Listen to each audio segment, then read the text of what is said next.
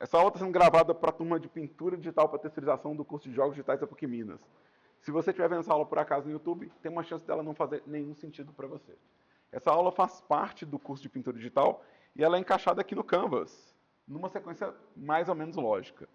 O que a gente vai ver hoje é a nossa aula de pintura de atlas de textura do GIMP. E os alunos que estão matriculados, eles, em teoria, já assistiram todas essas aulas. Se não viram, podem ver. Tá? Se você está vendo isso no YouTube, tem uma playlist com essas aulas, né? Ela tem o nome da disciplina. Talvez se assistir na ordem faça um pouco mais de sentido. O que a gente está querendo fazer? Vamos lá, qual que é o nosso plano? Né?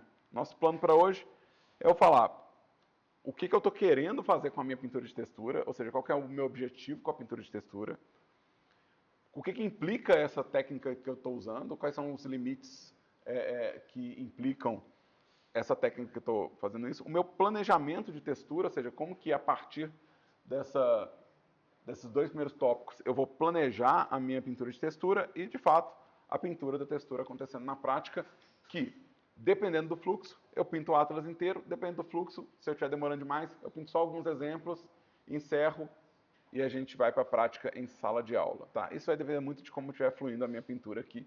Se eu achar que eu estou indo bem, eu pinto tudo numa aula só. Se eu achar que está indo devagar demais, eu corto no meio e a gente vai para a prática. Beleza? Então vamos lá. Qual que é o plano? Aqui eu tenho dois exemplos de coisas que eu faço na vida.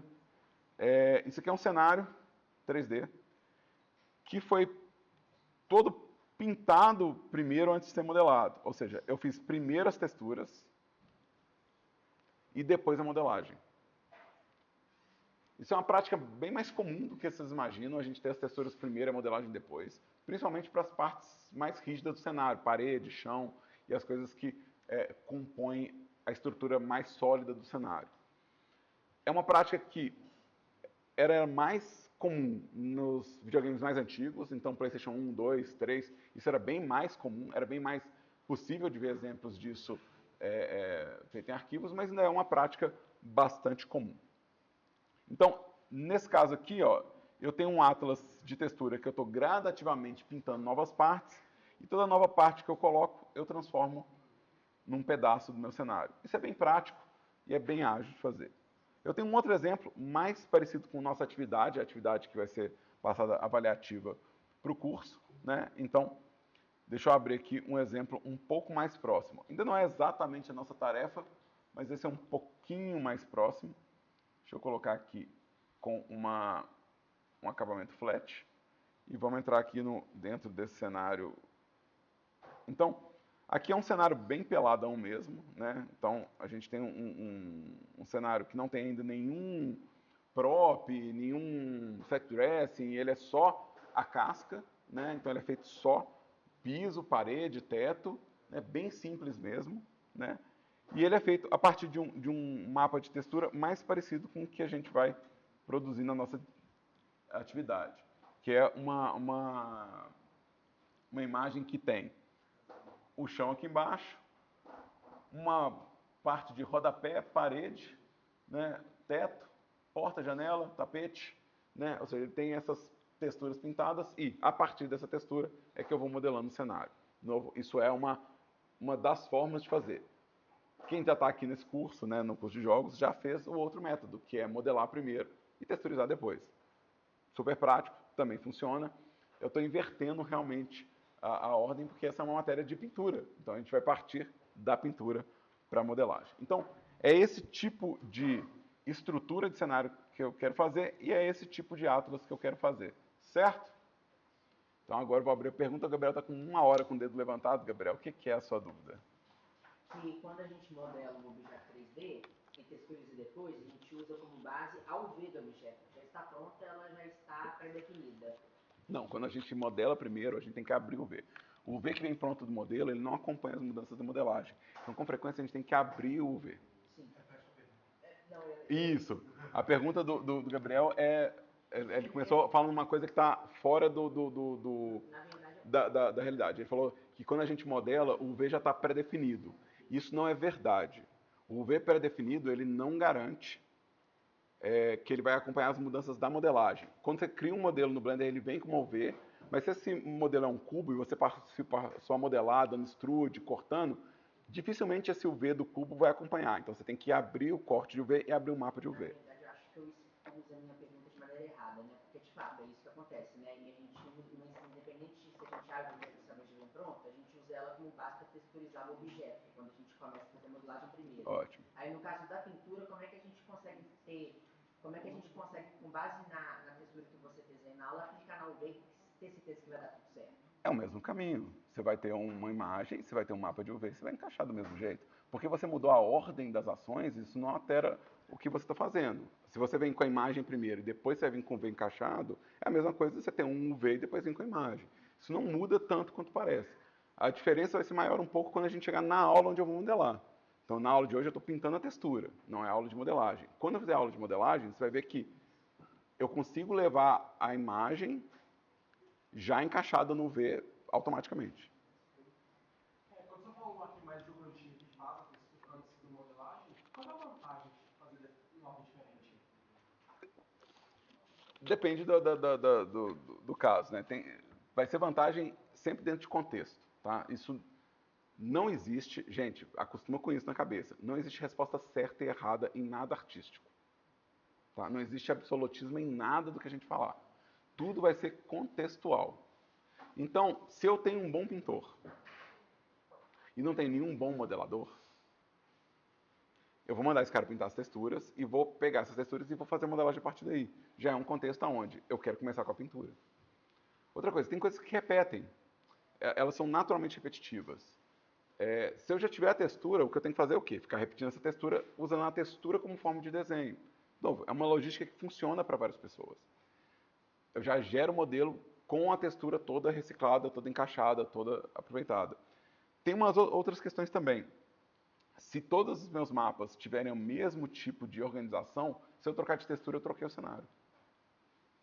Porque todos eles usam a mesma base de Atlas para encaixar. Então, eu estou definindo o quê? Uma logística de textura. E a partir do momento que eu tenho a logística de textura, eu posso trocar o cenário simplesmente trocando a textura. E isso, de novo, é uma possibilidade. Mas tudo isso depende do tipo de jogo que está sendo feito. Tem jogos que não cabem nesse contexto. Então, é contextual que a gente vai ver. A gente passa a técnica e na vida de vocês vão ver qual técnica adequa melhor a qual jogo que vocês estão fazendo. Tá? Mas é contextual. Tá? Então, nesse caso, eu já até comecei a falar o próximo tópico, né, que é os limites e o reaproveitamento. O primeiro limite é, se eu vou fazer um atlas de textura, o primeiro limite que eu vou ter é a imagem que eu estou criando. Se eu criar uma imagem de 1024 por 1024, eu já limitei o tamanho da imagem. Não quer dizer que eu limitei o número de texturas, mas eu não posso ficar aumentando essa imagem, porque se eu ficar aumentando essa imagem, eu vou mexer diretamente no encaixe do meu modelo. Então eu não posso ficar ampliando essa imagem depois. Toda vez que eu crio uma imagem, eu estou falando, não, peraí, essa imagem ela vai ter um tamanho pré-definido, então ela vai ter um número de texturas também pré-definido. Vou criar uma imagem nova aqui, ó.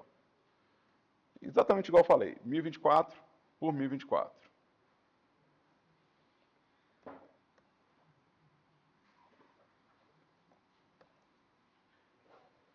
Essa imagem aqui, ela pode comportar várias texturas. Eu posso fazer, tipo, várias texturas de 1 pixel. Não vai servir para nada, né? Vamos fazer várias texturas de 64 pixels. É bem pouquinho de detalhe para pintura, mas cabe bastante textura, né? Mas vamos pensar que eu preciso de mais detalhe. Vamos pensar que eu vou fazer texturas de 256 por 256. Vamos fazer um grid aqui, ó. Então, imagem. Vou configurar meu grid com 256 por 256. Eu fiz isso na aula passada, né? Então, vocês devem lembrar que eu fiz isso na aula passada. Se você não lembra, então você deve assistir a aula passada para poder acompanhar, tá? Então, lembra, é uma sequência lógica.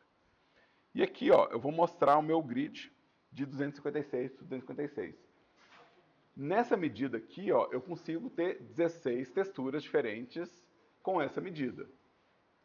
Eu posso ter menos texturas utilizando espaços maiores, então eu posso ter, deixa eu pegar aqui um pincel, eu posso ter cada um desses quadradinhos pode representar uma textura, e eu ter 16 texturas assim, mas eu posso ter algumas texturas que ocupam uma área duplicado assim, né? E aí eu vou ter um pouco menos de textura. Ou ainda eu posso ter uma textura que está subdividida aqui, ó, e ter mais texturas com uma medida de 128 por 128. Então, cabe bastante textura nessa imagem, mas com certeza eu tenho um limite de texturas que eu consigo encaixar nessa imagem. Ou seja, tem um limite até onde eu consigo subdividir e colocar mais texturas. Então aqui, ó, eu já estou fazendo uma textura de 128 por 128. Então já é um objeto que tem que ser pequeno ou que não vai nunca ficar perto da câmera. Então essa é uma coisa que eu tenho que pensar na hora que estiver usando esse tipo de planejamento. Qual que é o tamanho da minha imagem, qual que é o tamanho médio da minha textura, quantas texturas eu quero encaixar, né? E aí, na próxima etapa do meu planejamento aqui é quais texturas eu quero encaixar aonde. Então, nos exemplos que eu estou fazendo aqui nessas aulas, eu estou pensando em fazer aqui embaixo texturas de chão, aqui texturas que representem o rodapé,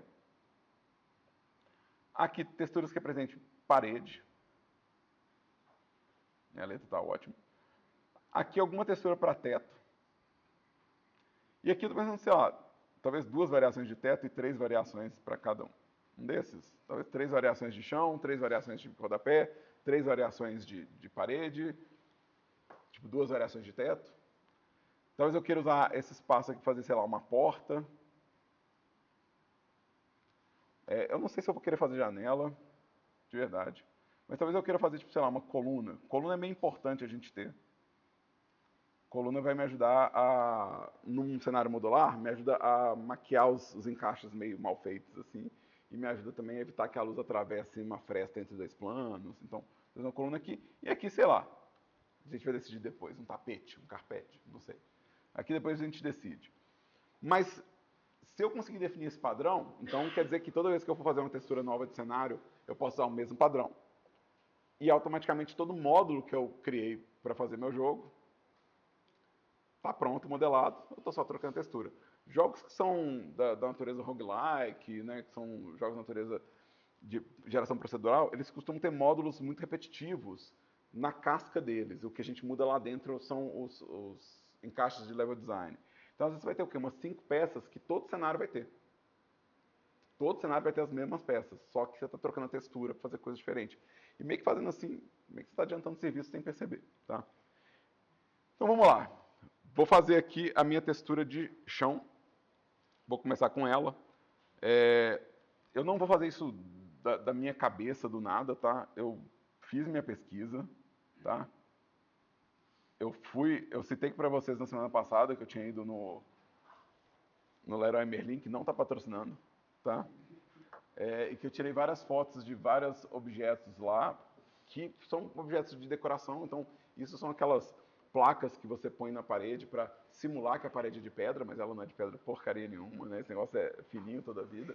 Então é só para dar uma sugestão, mas é exatamente o que a gente quer fazer. A gente quer pegar um plano que não tem espessura nenhuma e falar, é de pedra esse negócio aí.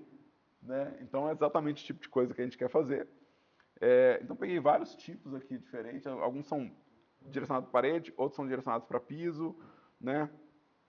Não sei qual que é mais legal fazer, né? Hoje, né? Talvez fazer um piso esquisitinho desse. Talvez fazer um piso esquisitinho desse. Acho que eu não fiz desse tipo ainda não, né? Talvez eu faça alguma coisa entre isso aqui e isso aqui. Tá bom. Vou fazer de memória porque tempo de aula é curto, gente. Então eu não vou fazer isso super correndo não, tá? Então, vou voltar aqui. Eu criei uma imagem de 1024 por 1024, eu liguei a visualização do grid, né? Eu liguei a visualização do grid para poder ver as minhas divisórias, tá? Eu configurei o grid em imagem, tudo isso eu fiz na aula passada.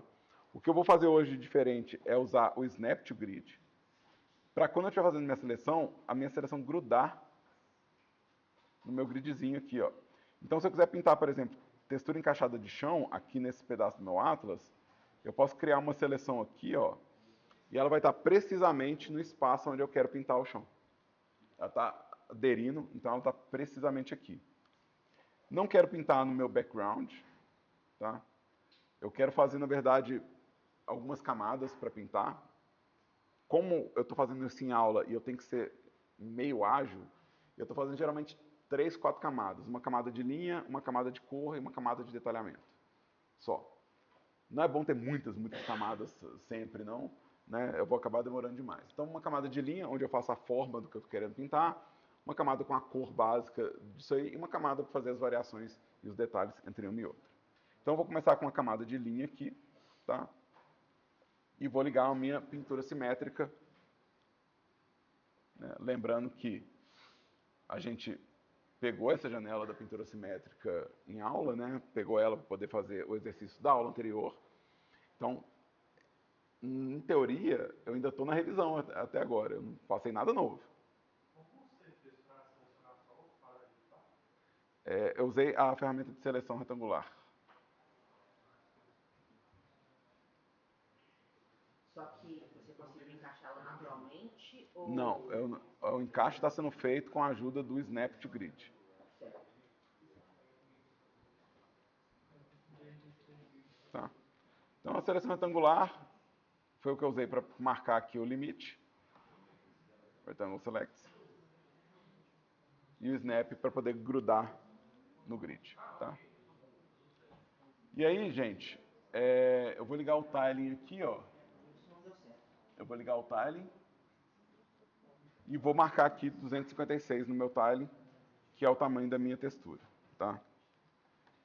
Lembrando que eu estou gravando a aula, daqui a pouco essa aula vai estar disponível para vocês acompanharem de novo passo a passo na tela de vocês, porque na projeção eu sei que os botãozinhos ficam desse tamanhozinho. Mas vamos lá. Então eu selecionei com retângulo, criei uma camada para fazer a minha linha, vou desligar esse snap, tá? Então vou aqui View e vou desligar esse Snap to Grid, tá? Porque na hora que eu for pintar, eu não quero essa aderência. Eu quero essa aderência só na hora que eu estiver selecionando. Eu não quero correr o risco de vir aqui e a linha bater no meu grid e ficar torta, tá? Vou pegar um pincel aqui qualquer e vou desenhar qual que era o que eu queria fazer, esse aqui. E eu não faço ideia, de verdade. Eu vou usar o Shift aqui para fazer uma linha reta mesmo, né? Então estou pegando aqui, clicando e usando o Shift para fazer uma linha reta. Eu acho que eu vou fazer no olho mesmo. Não vou ficar medindo não.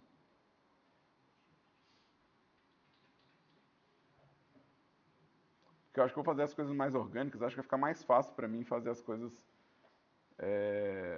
de um jeito mais orgânico, sem ter que ficar preocupando demais com medida precisa. Mas eu tenho régua no GIMP, tem como fazer medida precisa. Eu só acho que não é o meu objetivo aqui hoje. Então, eu provavelmente vou querer a divisão aqui do meu piso também, né? Então, já criou aqui para mim 3 repetições, tá? Então, considerando aquele design que eu estou fazendo, eu já tenho 3 repetições do meu piso, só que ainda eu quero detalhar um pouquinho mais essa linha, né? Então eu vou voltar aqui desenhando de forma mais livre, ficar um pouquinho tortinho mesmo, tá?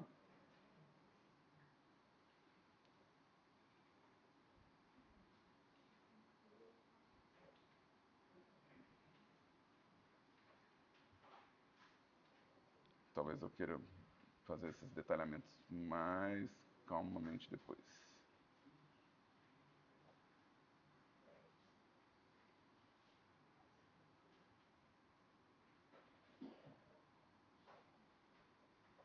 Acho que dá para vocês entenderem o que eu estou fazendo. Eu estou reforçando aqui essas linhas aqui, só que eu não estou usando mais o Shift, que estava fazendo uma linha muito reta, eu estou fazendo uma linha um pouquinho mais orgânica mesmo.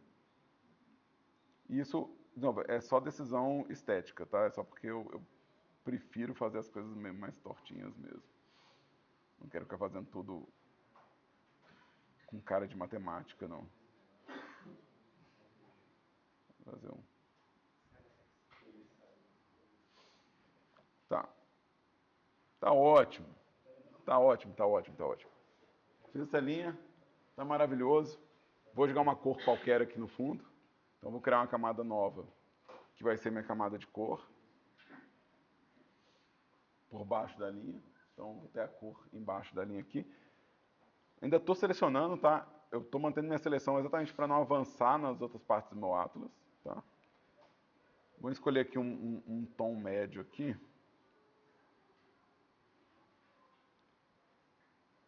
Maravilha. E aí eu vou bater qualquer pincel com qualquer textura, só para não ficar a cor chapada mesmo, né? Então vou pegar aqui um paintbrush. Vai ter 1 milhão de tipos de pincel aqui no meu, no meu GIMP. Eu deixei esses pincéis disponíveis no Canvas para o aluno matriculado. Se você estiver vendo no YouTube, você deve achar na internet. Você está na internet já, então você deve achar os pincéis por aí. Eu vou pegar algum pincel que tenha bastante textura, né, já nele. Tem uma ponta mais texturizada para facilitar a minha vida. E vou bater tipo uma camada de tom mais escuro na coisa e uma camada de tom mais claro na coisa e está pronto. Eu não preciso fazer mais do que isso. Isso é meu piso base. Agora eu quero fazer as variações, porque eu tenho 3 variações aqui. Né? Se a gente pensar que eu estou pintando com um tile 256, isso aqui pode ser um tom e isso aqui pode ser outro tom em alguns pedaços. Como esse aqui tem uma linha muito clara, eu tenho mais liberdade para detalhar do que nos outros casos. Então, eu vou pintar esses detalhes aqui, eu vou usar o mesmo pincel num tamanho menorzinho, só que eu vou desligar o meu tiling, porque eu não quero que a variação que eu crie num desses tijolos vá para o outro, entendeu? Então eu vou vir aqui e fazer variações que... Vou pegar um tom mais escuro aqui também.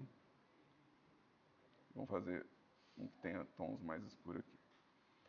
Isso aqui é para quebrar um pouco o padrão. Então eu vou ter aqui 3 tipos de padrão.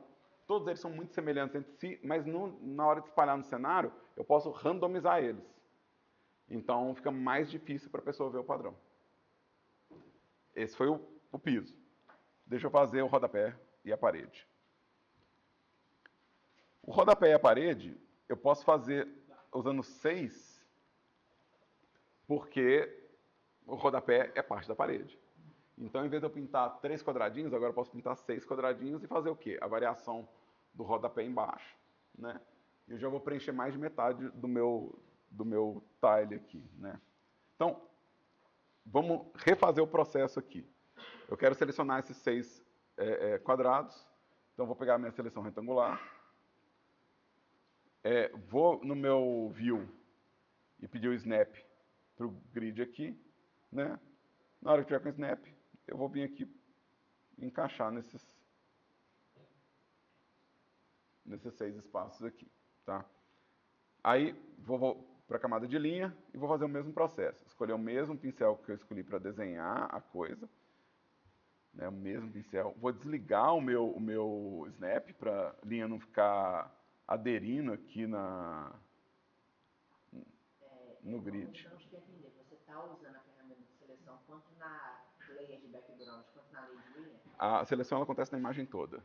Quando você cria, ela está afetando todas as camadas, automaticamente. Ela não está presa em nenhuma camada. Mesmo que fosse a seleção retangular, no caso? Não importa, não importa. A seleção está acontecendo em todas as camadas. Se eu estou nessa camada, ela está afetando as camadas. Se eu estou nessa camada, ela está afetando as camadas. A seleção acontece na imagem. Então, ela afeta todas as camadas. Certo. Tá. Então, deixa eu desligar aqui o meu Snap. E vamos escolher outra imagem aqui. Qual que era o que eu tinha achado interessante? Eu acho que uma coisa mais orgânica assim é mais legal, porque aí não tem um padrão tão certinho, né? Aí a questão do tile fica um pouco mais interessante. Se eu fizesse sempre com o limite retangular, eu nem precisava da ferramenta de tile, né?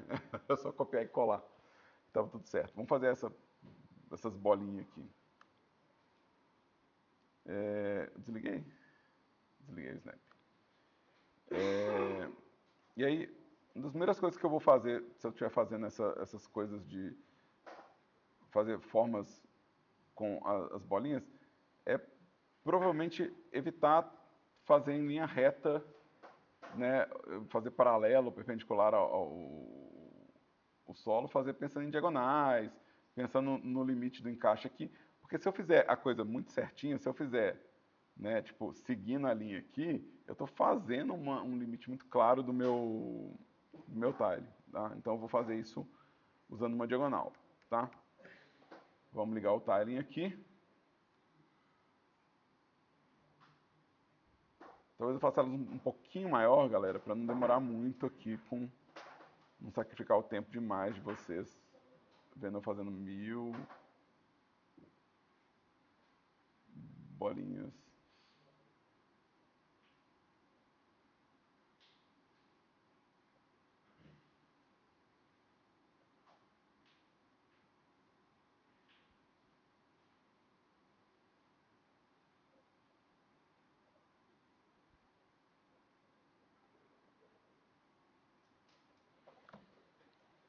Tá ótimo. Você praticamente, o que você fez foi, o que você desenha num quadrado, você desenha nos outros? Isso. Mas o que você selecionou exatamente? Gabriel, você está vindo pela primeira vez na terceira aula do curso. Então você perdeu 2 aulas. Eu recomendo que você assista as aulas que você perdeu, para você entender do que eu estou falando. Senão eu vou ter que voltar muito. Não, sem problema. Tá ok? Você tinha introduzido nessa, senão eu não teria perguntado. Pois é, por isso que é bom vir em todas as aulas, galera. É bom demais. E no Canvas, ver as aulas que foram lecionadas, sempre bom, tá? Tá ótimo isso aqui. Vou jogar uma cor. De novo, eu estou sempre indo num tom médio e decidindo se eu vou clarear ou escurecer isso depois. Opa, essa cor tá igual da linha, então massa. Vou pintar aqui. Nádia, vai demorar bastante se eu for pintar todos os veios precisamente, né? Então vou fazer isso meio modo acelerado, né? Vou pegar, de novo, qualquer pincel com algum aspecto de mancha, né? Que permita que eu faça um padrão levemente texturizado, tá? Se eu precisar, inclusive, eu reduzo o tamanho dele para fazer diferença de mancha em alguns lugares, assim. Estou fazendo o que seria o rejunte primeiro. E aí, eu vou reduzir aqui e vou pintar algumas dessas bolinhas aqui, bem mais ou menos, tá? Vou fazer super detalhado, não. Só marcar umas manchas mesmo. O que talvez eu queira fazer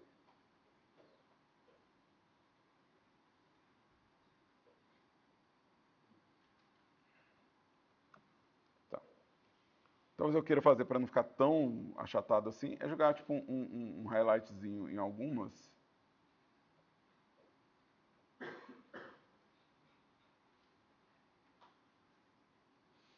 Porque se isso é uma parede, provavelmente vai sempre receber uma luz de cima, né? Tem uma grande chance de sempre ter uma luz no teto, uma luz alta. Então, acho que eu posso bater um highlightzinho nelas. Vai dar uma sensação ligeiramente volumétrica. E aí, nas questões das variações, vamos desligar o tiling.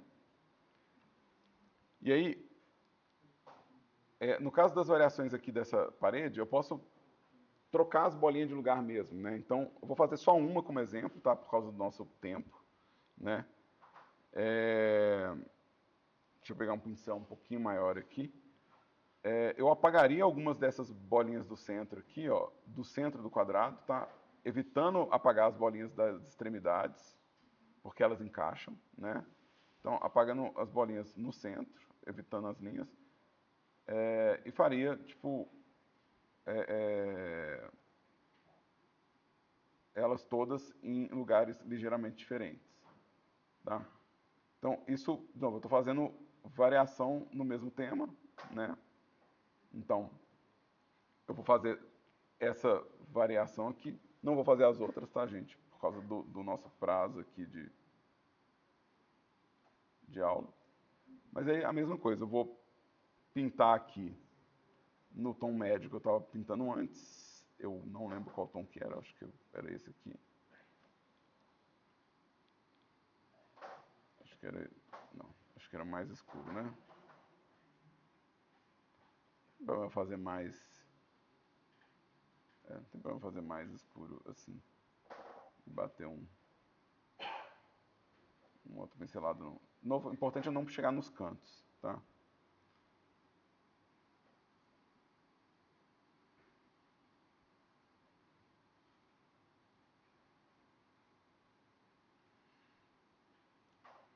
E aí, vamos bater uma luzinha de leve em algumas e vamos bater, sei lá, uma sombra em algumas aqui só para dar um relevo, né? Então, tem uma aqui que eu não pintei.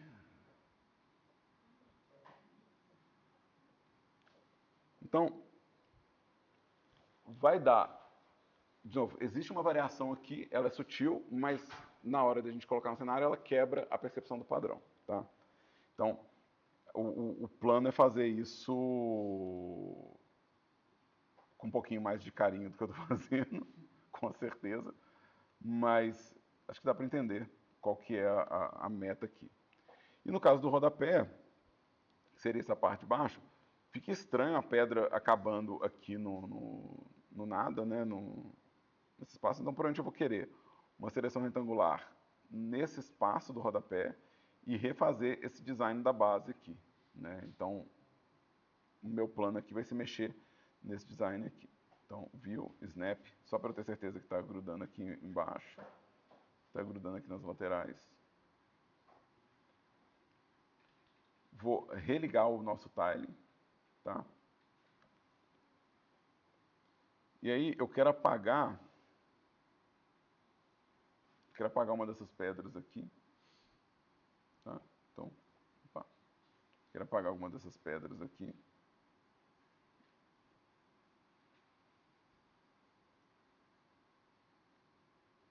Ótimo. Na cor, eu também quero provavelmente achatar essa cor daqui, né? Então, eu quero provavelmente tampar esse tom. Opa, meio grande, meio grande, meio grande.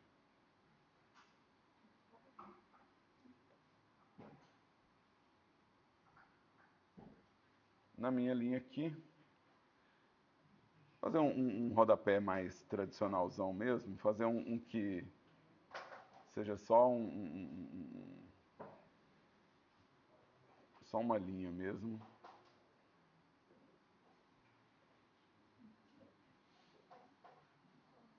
E vamos fazer um highlightzinho nele aqui só pra...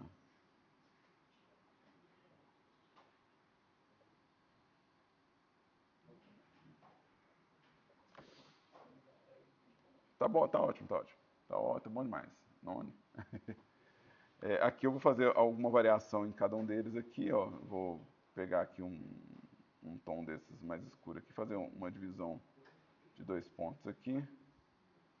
E nesse aqui eu faço, sei lá, uma bem no meio, assim, né? Então, isso é só para eu ter, tipo, uma coisa que me identifique claramente que eu tenho o rodapé e que ele é diferente do resto da parede. Ou seja, quando a pessoa olhar isso no design, né, ele vai ter um arremate embaixo. Esse arremate ajuda demais. Se você nunca viu uma casa sem rodapé, espero que você veja algum dia para você ver como é que é esquisito. Né? Quando você tem uma parede acabando sem um arrematezinho. A gente realmente coloca o rodapé para meio que tampar um problema de acabamento real. Assim. É importante. Tá? Aí, eu tenho ainda algumas coisas para pintar que são interessantes. Seria interessante eu pintar uma coluna, né? E uma coisa que sirva para fazer vários modelos. Então, assim, é interessante ter algumas texturas que são texturas genéricas. Eu falei uma porta, mas é interessante você ter, por exemplo, textura de madeira, para construir coisas de madeira. E ter um padrão de madeira repetitivo ali, porque você pode meio que levar para todo lado, né? É interessante também ter uma coisa que seja uma coluna, porque coluna é uma coisa que a gente usa demais para maquiar o cenário, né? Então, vou começar a fazer uma textura que seja genérica, que possa ser uma textura genérica de madeira aqui, ó.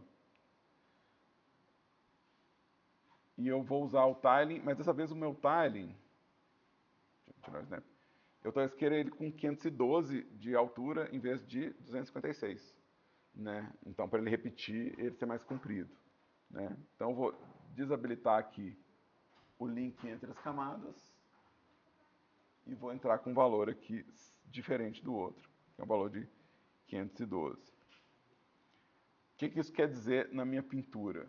Né? Vamos vir aqui na minha linha e vamos desenhar. Significa que ele vai repetir só quando eu chegar aqui embaixo. Então eu estou fazendo um padrão que é bem mais comprido. Ele está encaixando essa parte com essa daqui. Ele não está encaixando aqui no meio. Então ele é um padrão de 512. Né? Aí eu vou fazer um monte de linha vertical assim.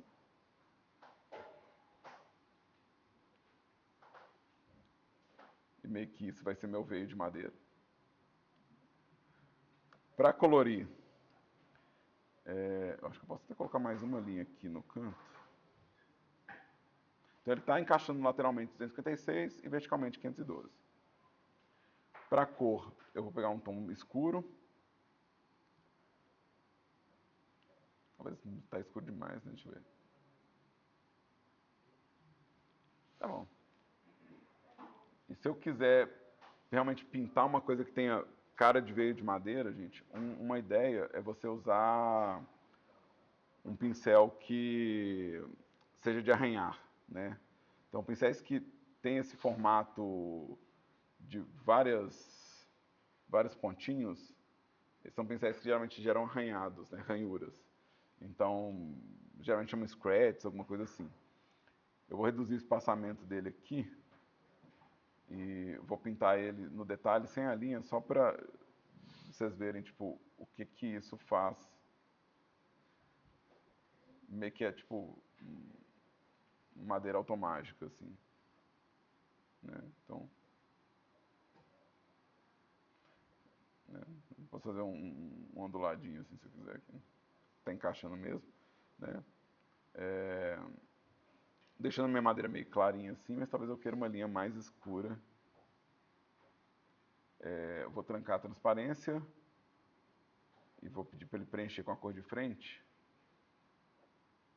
que é um jeito de eu conseguir mudar a cor da minha linha sem ter que preocupar. Trancando a transparência, eu posso escolher qualquer cor aqui, ó, e preencher com a cor de frente, que ele não vai afetar a transparência. Então muda a cor da minha linha sem ter que, né, dar muita volta. É meio rapidinho. Então é só trancar a transparência na hora que quiser fazer isso. E aí, falta bastante coisa aqui, né? No caso da minha coluna, né, se eu fosse fazer uma coluna aqui nesse espaço, deixa eu dar meu snap para fazer isso. Talvez eu quisesse uma coisa diferente se eu fosse fazer a coluna. Talvez eu quisesse, tipo, ter uma base que encaixe em 256 para poder ficar repetindo esse quadrado da coluna e fazer uma coluna do tamanho que eu quiser. Então talvez valha a pena fazer uma textura meio genérica, mas fazer uma variação aqui que seria a base da minha coluna, ou seja, uma variação que vai ser a base dela. Então vamos imaginar que eu tenho, sem o meu tiling, deixa eu fazer aqui sem o meu tiling de 512, assim, o 256 só, né? Só uma linha aqui, ó. Só tipo uma linha aqui embaixo. Então, novo, talvez eu não queira usar esse tiling nesse bloco inteiro, porque eu quero o detalhe da coluna só aqui embaixo. Então, vamos selecionar aqui esse espaço, porque senão minha base da minha coluna vai ficar muito alta. Eu não quero minha base da coluna tão alta assim. Eu quero que minha base da coluna seja meio baixa, né? Então, eu quero poder fazer a estrutura da base da coluna por aqui, né? Um pouquinho mais para cima.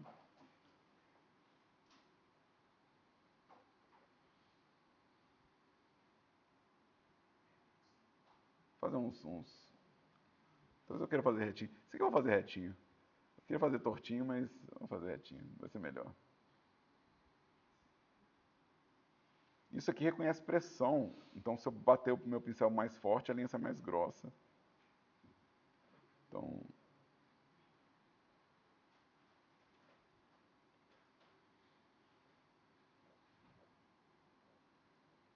Esse aqui vai ser a base da minha coluna. E aí você tem que pensar com o conceito de um cilindro. Imagina que uma ponta vai fechar na outra, né? Então, eu posso fazer essa linha assim. Na hora de fazer a cor, eu vou querer fazer a cor inteiriça aqui para esse pedaço da coluna encaixar nesse pedaço de cima e eu poder repetir isso aqui eternamente. Então, vamos pegar aqui um pincel. Eu vou repetir um pincel que eu já usei hoje, que é um Dust alguma coisa. Vou repetir ele aqui só para poder fazer um pouquinho mais rápido o que eu quero. Então, isso encaixa.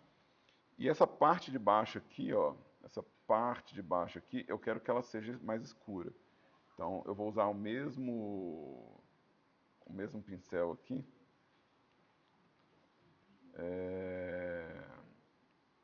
Escurecendo mais ou menos esse espaço aqui. E aí, no meu detalhe, eu quero fazer talvez um highlightzinho para parecer que que a luz bate aqui, ela dá um pouquinho de claridade nessa extremidade aqui, tá? Então, e mesma coisa, talvez eu queira um pouquinho de claridade nessa extremidade, um pouquinho nessa. E sombra mais ou menos por aqui. Né? Então, eu estou fazendo isso já restrito aqui embaixo. Isso aqui eu posso usar para fazer coluna. No caso do teto, qualquer textura serve. Eu acho que se o seu jogo, a galera está olhando para o teto, eu tenho que pensar que jogo que é esse. Um jogo de olhar para o teto. Opa.